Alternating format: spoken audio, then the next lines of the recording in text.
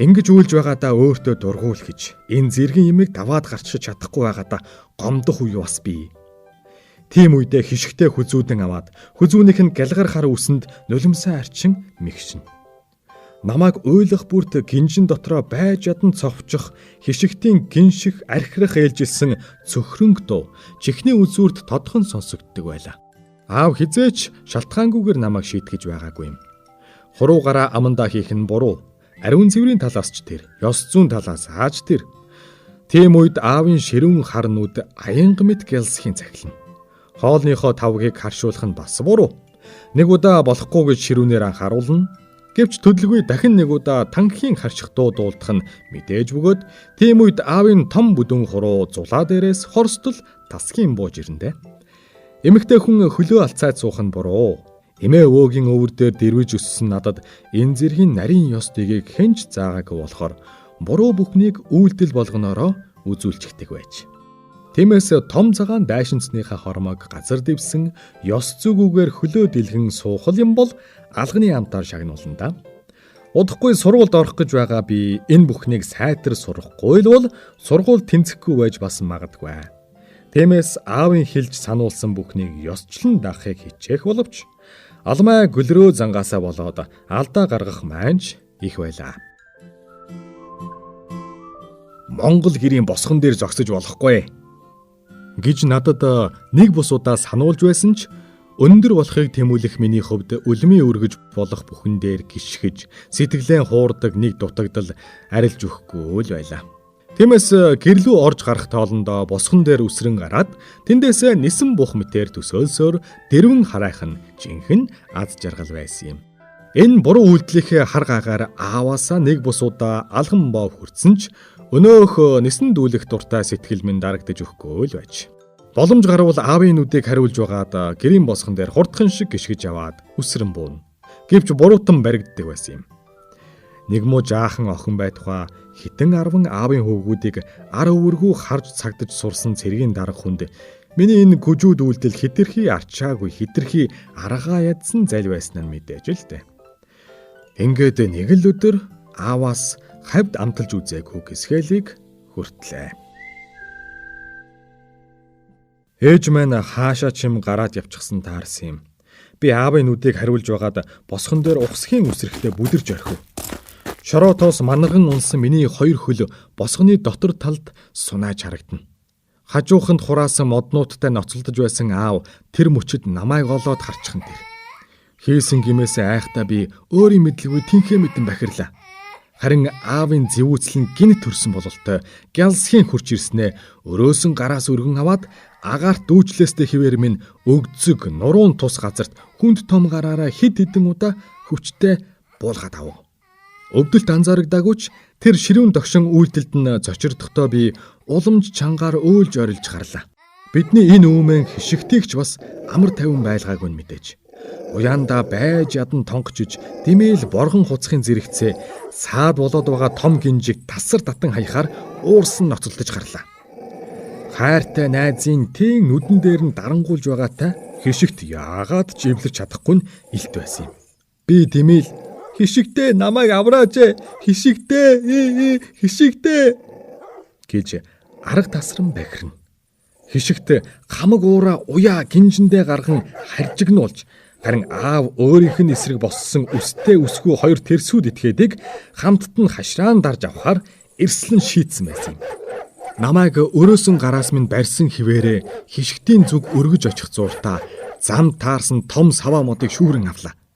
Тэгээд тэр дор нь үгэнд ордоггүй намайг газарт хаяж орхиод хишигтийг модоороо улааран нүдэж эхэллээ. Хишигт харин над шиг үйлж орилсонгүй. Бүрч ууртай догшноор аавын өдөөс химлэлдэн тэмцэлдэж саваа модын амандаа 100 архирах зуураа өндөр биерхүү аавтай маань мөр зэрэгцэх шахан хоёр хөл дээрээ цойлон босч урд хоёр савраараа нүүрөөд нь агаарт хий самарна. Энэ аимшигтэй дүр зургийг харсан би уйлхаа болж яахаа мэдэхгүй алмааран гөлөрлөө. Хажуу хавийн улс хашааны завсраар өнгөлзөн харж зэргэлдэх айлын өвгөн хашааныхаа ёроолд хураасан модон дээрээ гараа зогсчихсон аав руу гараараа дохин ямар нэгийг хашгирна.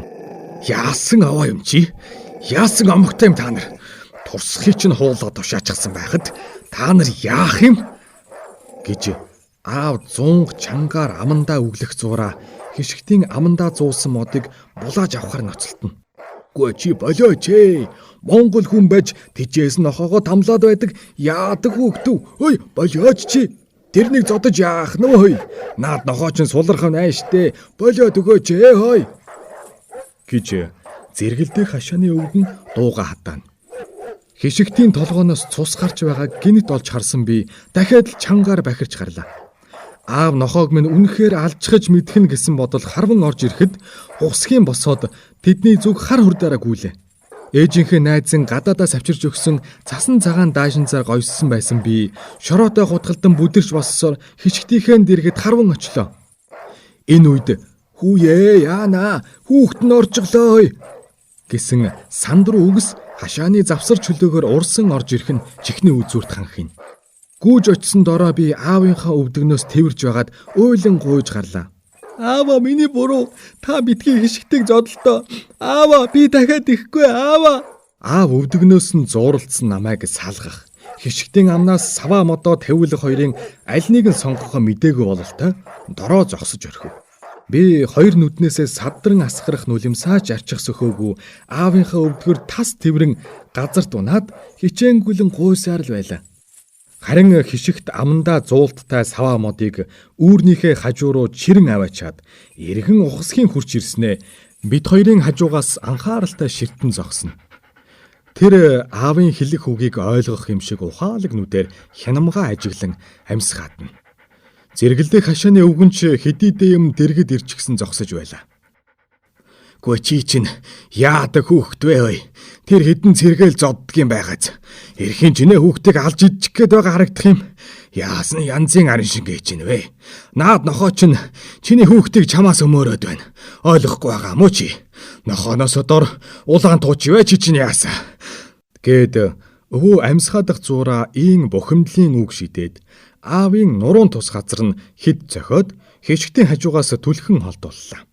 Харин аав намайг өргөн босгоод даашинзны маань шороо гөвж өгөх зураа айлын өвөөгийн өөдөөс ямар нэг үг хэлсэнгүй. Тэр дороо хонгон дээр минь ширүүхэн алгадаж орхиод "Явж наад нүрэ маавга. Дахиад тэгэд үзээрэй чи" гэж ууртайгаар зандарлаа. Тэр өвөө аавыг сайн зодоод өгөөсэй гэж дотроо маш их хүссэн боловч хэдэн хормын дараа тэр хоёр хураалттай түлэн дээр зэрэгцэн суугаад тэнгэрийн царайг тоомлон ярилцаж суугаа харагдлаа. Томчууд яагаад юм сонирхолтой харилцаатай байдгийг таамаглаж ядаж байх зураа шороо тоос болсон хувцсаа яаран солиод нүүр гараа хальтхан угаасан боллоо. Тэгээд ээжийнхээ эмийн савыг ирж хоймрын хээнцэр ирээн авдар дээрх гоёмсог цагаан хайрцгүүдийг онгичлоо. Азаараа шарах боодог самбай зарим нэг нэрийг нь мэдэхгүй тос харагдахад тэр дорн шүүрч аваад гэрээсээ гүн гарлаа. Айлын өвөөгийн дэргэд аав надад юм хэлээгүйч элт буруу шаасан харцаар эгдүүцэн ширтсээр байгааг би анзаарсан юм.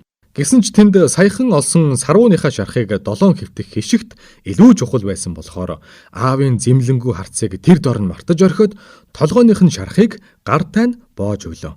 Миний боогч гэжтэй хөвөрсөн бөөн цагаан юм бөөгнүүлж орхиод тэрэндээ хэрдээл баясаж гэрээд гүн очоод цэвэр ус авчран эдүүрэнд нь дүүрэглээ.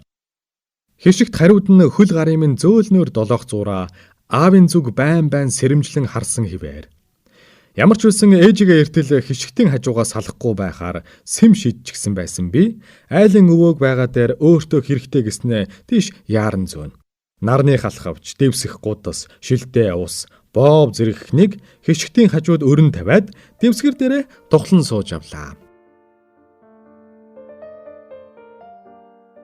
Хишигт намайг дэрэгдээ байгаад тайтгарсан бололтой дороо нам хөвтээд гунигтай нүдээр орчноо ирэх зүйлэн харна. Хааныг чихэн сортосхийн солбох боловч нурууг минь нудчин үнэрлж аваад тайвширсан байртай дахин урд хөлөө толгоогоороо дэрлэн хөвтнэ. Байнга твэртээ авч явдаг цэнхэр нүдэн хүүхэлтэйнийхээ шаргалхаан үсийг нарны гэрэлд гялалзуулан задалж, тонгоох тоолонд нүдэн анин өөлөх мэд болдог дууг нь эгдүүрхэн сонсч, хүүхэлтэйгээ ийш тийш нь савчуулан тоглох намайг хишигт их л сонирхон ажина. Би хүүхэлтэйгээ хишигтийн хамарт аваачаад "Үнэрл. За үнэрлээрэ" гэж хэлэх бүрт тэр дуулууртайгаар нүүр амын 7 он. Одоо чи миний Димаг таньдаг боллоо шүү. Димаг бас хамгаалаарай. За юу? Манай Дима унтах дурггүй, унтуулгал юм бол уйлдаг юм. Чи харин унтаж болно. Амандаа ийн өглөх зуураа би хүүхэлдээнийхээ үсээг сүлжин зангидж дуусаад нарны халхаа тэр хоёрын дээрээс нөмөргөн дэлгэлээ. Хишигт саяхан боосон самбайг шүдэрээ задлах гэж оролдох боловч би байн чангалж өгнө. Битгий наадга тайлцгаа цусчин шороотой холдоод зөндөө хорсдгийм заа юу. Ингээд цэвэрхэн байж байг. Одоо чи унт цаа. Би чамайг дахиад зодуулахгүй заа юу. Миний тийм үгэлхийг хишигт ойлгож ядах мэт заримдаа толгоогоо сээхидл өргөн өөдөөс хараад заримдаа юу ч болоогүй гэдгийг ойлгосон мэт газар дэрлэн хэвтэнэ. Орой бүрий болтол би тийм хишгтийнхээ дэргэд ус баавуу идэн шулганах зураа Димагаа үл хидэж нэг, хувцалж нэг, унтуулж нэг, сэрээж нэг үзээр л байлаа. Хин маань өөдаагүй болохоор тэр өдрийн наран цохиулаад хишгтийн нурууг дэрлэн төр зүүрмгэлж орхижээ. Нэг мэдсэн гэрээс ээжийн дуу хангинж байла. Аавыг зэмлэж байгаа бололтой. Өдрийн босон явдал тийм дахин сэргэж байгаад би дотроо тунжих эмзэглэж байла. Ээжийг хурдхан дуугүй болоосоо л гэж залбирч байла. Айгүй бол аав хишгтийг зодсон шиг ээжийг мань модоор цогчхуул яана. Юу гэсэн үг юм? Юу үгүй гэж. Гонгоргоо байтугай хавийн хүн ярьж байна. Бүх зөндийнхээ хооронд л хүүхэд ярих гээд байх юм. Сэтгэл чинь өвдөхгүй бол гараад харч. Одоо энэ хүүхэд нохоо тэврээд хитэж байна. Ямар харахтаадаа ингэж суух вэ? Ээжийн дуу хэсэг ширүүсч тэгсгээд нам боллоо.